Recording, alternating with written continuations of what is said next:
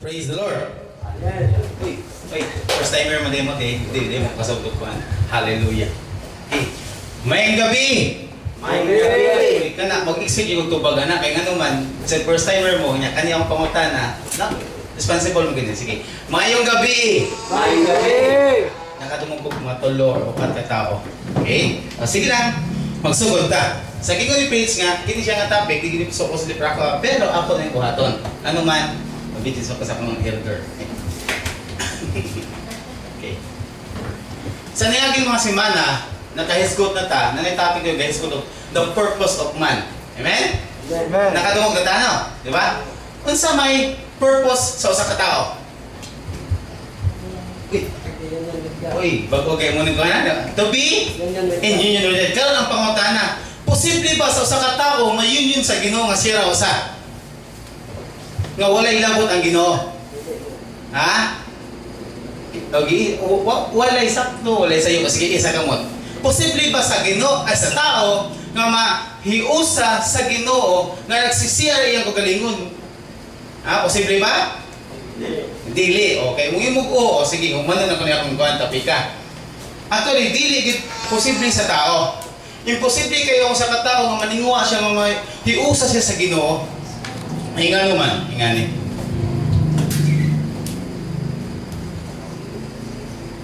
If this is God, mo ning tao, kasagdi lang ninyong tao, basta tao na siya, gwapo, king-king ko yung may banao.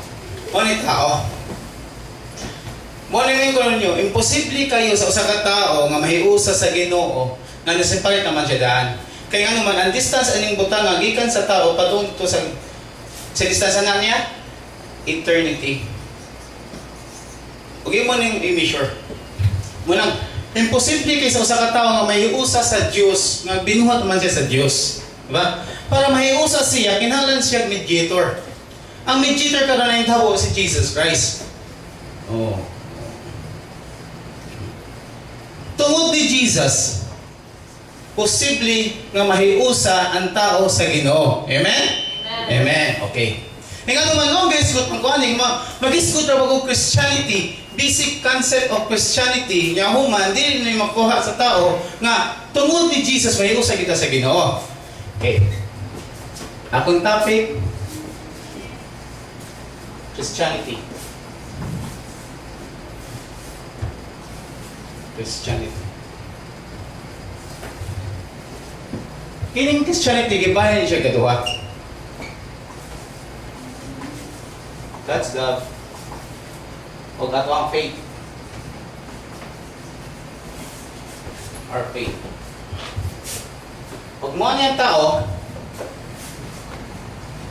gwapo kayo si tao, murag si Android 2.0, niya, punan, o Jesus Christ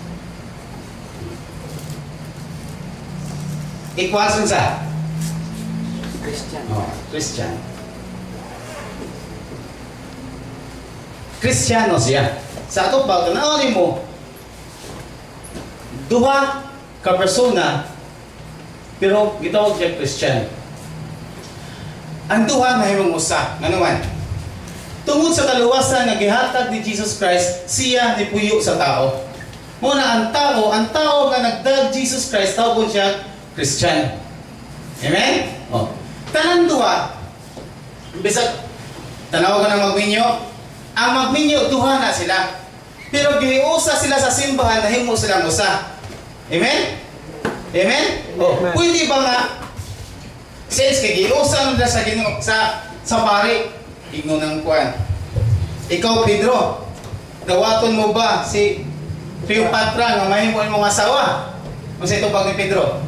Oo, padre. Hagbayra, padre. Uy, hagbayra dayo. Ngano hagbayra man?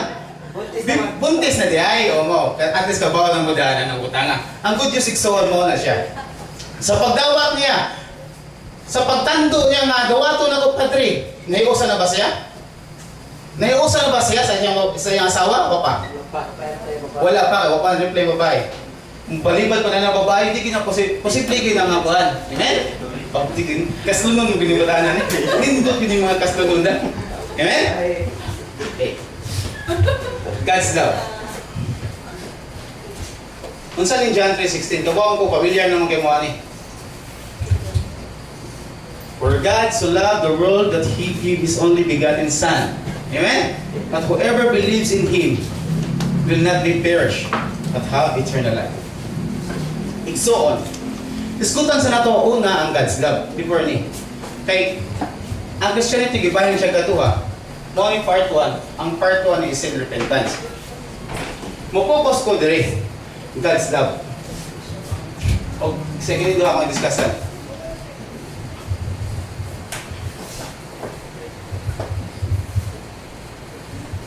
John 3:16, bago ratong ibasa, basa ko sa Biblia, hindi na nabasa ko. Okay. Ingon si Mother Teresa, it is by loving that we become God. Amen? Mother Teresa pa ingon siya, it is by loving that we become God. Sa ato pa, makita ang Ginoo nimo o ikaw na tighiusan ni Jesus Christ. Amen? Ingon naman. Huwag atong basahon sa Genesis 1:26, ingon siya, we are perfectly created in the image and likeness of God. Amen? If we are the image and likeness of God, then anong palay-layan matagnaw? Anong gwapo mas Bantulits? Gwapo mas Sister Jennifer? Be? Ha? Ngano man? Sige ba? Ngano man? Nganong lain-lain man tagnaw? Asa man ita gihimo sa Ginoo? Ngayon man ang Ginoo, we are created in His image and likeness. Ngano ka? Diba? Ngano ka? Tanaw ko ni Brad Wilmar, di sa mi parasog na. Gwapo ka sa ni mo, bro, kaya namin yan ang guguna. Bisag gwapo ka karon, pero baka po ka kaya namin yung guguna. Iksoon, kung imo kita naon ba? We are perfectly created in the image and likeness of God. Ngano man, we are the creature of God nga have capacity to know, to love, and to free. Amen? Okay. Kay og imo tanawon gyud, imo i-differentiate ba? Kay ang mga hayop ba di ay unsay parehas sa tao sa hayop? Nay parehas? Unsa man go? Sense na sa hayop sa tao. Uy, sense ha? Dili tanan. Dili tanan na. Sige, atong sigutan. Siguro parehas ang hayop ug ang tao, motubo ang hayop, motubo ang tao. Mukaon ang hayop, mukaon ang tao. Di ba? Ang nakalahi lang sa tao, kamo ka maghuna-huna. Kamo ug ka mahigugma. Kaya ang iro, di na kamo mahigugma. Paano nyo? O diha kadapita nga nasipa na special diha kadapita nga gihimo nga image sa Ginoo. Kay nga naman kamo man ta mo love. Sayang kayo nga ang tao kamo mahigugma kaso lang nagpakairo sila usahay. Kaya niyo usahay, di ba? Grabe kayo ang mga news karon, tanaw ninyo sa itong mga news karon. Na yung mga buhat ba na sa tao? Nga ang iyang amahan ni rape sa iyang anak, buhat ba sa tao dili? Di ba? Something to say, they're created, gipataas ta sa Ginoo para mahimot ang iyang image ngadto sa iyang kalibutan nga gi-create. Remember, ang tanan ka ng mga butanga, gi-create na ni Lord. Iyan siya, there is a light. There is a tree. There is an animals. Pero giyon sa niya pagbuhat ang tao. Umul, gikuha pa niya kuan, before niya kita ihopan pa niya. Ingana ta ka-espesyal nga gihimo sa Ginoo. Kunya, mali ginanga, we have the capacity to love. Kaso lang, kini nga atong capacity to love, wala din siya gamita.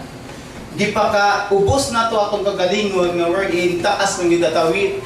This world, kita gitay dominion ani. Kita mag-dominate ining kalibutan na kay ato amay. Gibuhat man ta si Ginoo perfectly created with love. Amen. Amen. Amen. Amen. Praise the Lord. At least diya sa John 4:16, 1 John 4:16 ingon ang Ginoo. We have come to know and to believe in the love of God for us. Oh, it is written in the 1 John 4:16. We have come to know that we are really created with God by love. Then, besides na, not a day.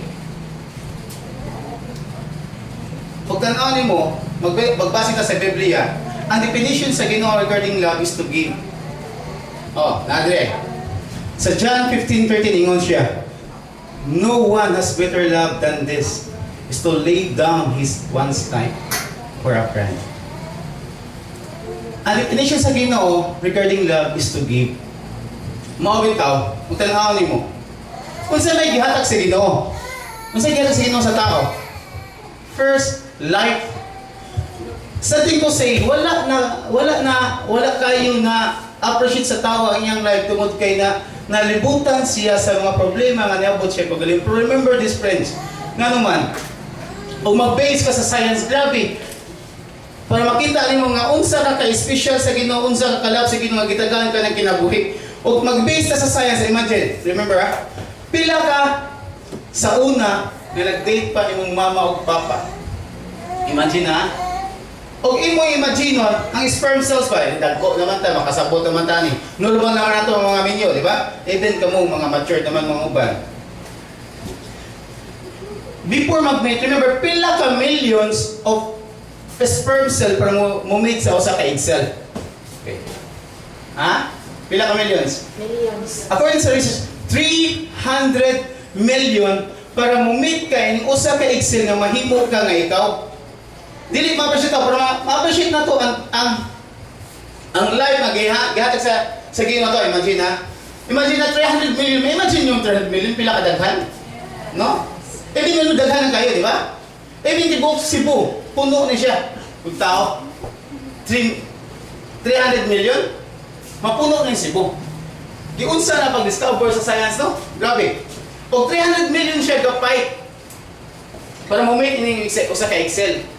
Di na siya layo biya kayong distansya. Dili naman ako, mga usa ka dam nga ora man na. Di usa ka dam nga ora na. Tinuod, di ka magkawan kay ato ipagawas nga, makita daw unsa ka precious sa Ginoo. Unsa ka champion in the eye of God. Imagine kung imo ni imagine usa ka dam nga ora ni.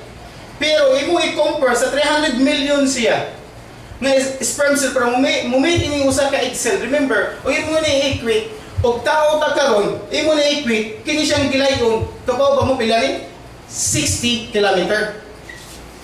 Imagine ang usa ka tao musaon 60 kilometer kanang buhol. Kaduora ng tubigon, wa man nagabot 60 kilometer. Imagine gikan diri imo na lang uyon padung sa buhol. Posible ba sa usa ka tao makalamoy ang nabutanga? Ingana ka ka-winner igsoon, ingana ka ka-precious sa mata sa Ginoo, ingana ka kadako sa diya sa Ginoo. Nga gitagaan kay ni kinabuhi. Ana nga kinabuhi para ma-appreciate mo nga ingana ka pinangga. Imagine 60 kilometer imong gilangoy. Pag-abot pa mo sa kato nga base. Pila ka millions na namatay. Pila na mo gabok na abot dito. 100 na lang mo ka similya na gabot nag-ilog pa sa usa ka Excel para i-meet nimo si Excel ay kaya na sugat dito. Kung may sugat dito dipingit mo kayo. Giun sa pag niya pag-meet. Wa sila text. O may text ito panahon na. Di ba? Wa may text ito, wa may technology, wa may